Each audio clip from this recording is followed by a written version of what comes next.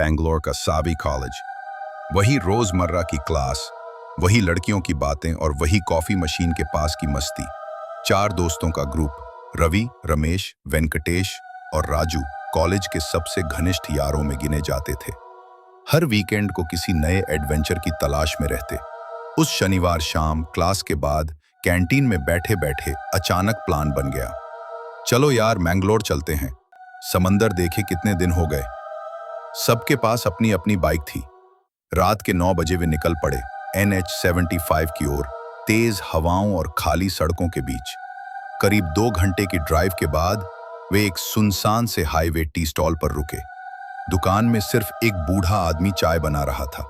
चारों दोस्तों ने चाय मंगवाई, कुछ बिस्किट लिए और मजाक मस्ती करने लगे। यार वॉशरूम जाना है, यहीं कहीं है क्या?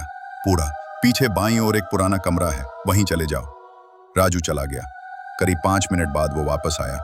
वे फिर अपनी बाइक्स पर सवार हुए और रास्ता पकड़ लिया। करीब 30 मिनट और ड्राइव करने के बाद जब चारों घने जंगलों वाले हिस्से से गुजर रहे थे, राजू ने बाइक धीमी की। राजू काफी गंभीरता से, मुझे कुछ ठीक नहीं लग रहा यार, वापस चलते हैं। वेंकटेश, अबे तू हमेशा ऐसे डर जाता है। रवि, नहीं, जब राजू ऐसा कहता है तो उसकी बात माननी चाहिए। पिछली बार भी याद है ना उस टूर पे क्या हुआ था। तीनों ने सहमति में सिर हिलाया। राजू का सिक्स्थ सेंस कई बार उन्हें अनहोनी से बचा चुका था। उन्हें अचानक तेज सर्द हवा का झोंका महसूस हुआ, जैसे कोई अदृश्य साया उनके चारों तरफ घूम रहा हो। उन्होंने यू टर्न लिया। अब वे वापस उसी दिशा में जा रहे थे जिससे आए थे, पर रास्ता कुछ अजीब था। पेड़ पहले से ज्यादा झुके हुए लग रहे थे। सड़क पर हल्की कोहरा सी चादर थी और अजीब सी चुप्पी। रवि ने देखा, ये जगह तो आते वक्त नहीं दिखी थी। कुछ दूरी पर एक पुराना सा पेट्रोल पंप दिखाई दिया। थक चुके थे, रुकने का निर्णय लिया। एक अधेड़ उम्र का आदमी काउंटर पर बैठा था। चारों गए और पूछा, भाई साहब, ये कौन सी जगह है? वो आदमी उठकर आया, उनकी तरफ देखकर बोला, ये केरल है। रमेश, क्या केरल कैसे?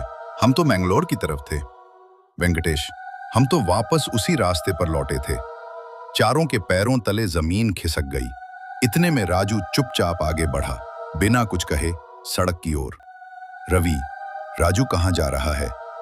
राजू जाकर बीच सड़क पर खड़ा हो गया, आंखें बंद कर ली। उसी समय एक तेज रफ्तार ट्रक हॉर्न मारते हुए उसकी ओर आया। राजू, हट जा! रवि चिल्लाया, पर बहुत देर हो चुकी थी। ट्रक सीधा उसके ऊपर से निकल गया। उसके शरीर के टुकड़े सड़क पर बिखर गए। तीनों दोस्त स्तब्ध रह गए, सांसें थम गईं। रवि वहीं गिरकर बैठ गया, रोते हुए।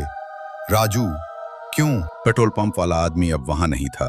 न कोई ट्रक वाला रुका, न कोई गवाह। तभी रवि के मोबाइल पर कॉल आया, राजू के पापा का। रवि कांपते हुए, हेलो अंकल। पापा, बेटा कहाँ हो तुम लोग? राजू कॉल नहीं उठा रहा, बहुत चिंता हो रही है। रवि ने बोला, अंकल राजू वॉशरूम गया है, आने से बात कराता हूं। जैसे उनने फोन कट किया, एक और कॉल आया। कॉलर राजू। तीनों एक दूसरे को देखने लगे। रवि कंपाते हाथों से रवि ने कॉल उठाया। राजू की आवाज, अबे यार, कहाँ चले गए सब? मैं वॉशरूम गया था, वापस आया तो कोई नहीं था। इतना घटिया मजाक क्यों किया? तीनों के गले सूख गए। रमेश डरते हुए, राजू, तूने अभी बात की? राजू, हाँ यार, क्या हो गया है? रवि, राजू, तुम अभी कहाँ हो? राजू, टी स्टॉल पर, यहीं जहां हम चाय पी रहे थे। तीनों दोस्त एक दूसरे की शक्ल देखने लगे। तो फिर जो हमारे साथ था, वो कौन था? फोन पर राजू की आवाज फिर आई, मैंने सोचा था आप लोग मुझे डरा रहे हो, पर अब लग रहा है कुछ गड़बड़ है। लेकिन मैं ठीक हूं, वापस कॉलेज जा रहा हूं, मिलते हैं फिर वहां, ठीक है? फोन कट गया। तीनों की सांसें अटक गईं।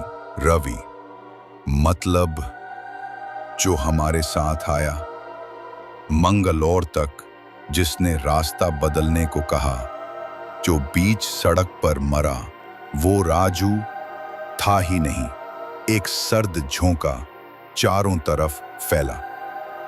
तभी पीछे से एक फुसफुसाती आवाज आई, जो तुम्हारे साथ आया वो कभी इंसान था ही नहीं। अगर आपको हमारी कहानी अच्छी लग रही है तो कृपया चैनल को सब्सक्राइब करें, कमेंट बॉक्स में कमेंट करें आपको कहानी कैसी लगी।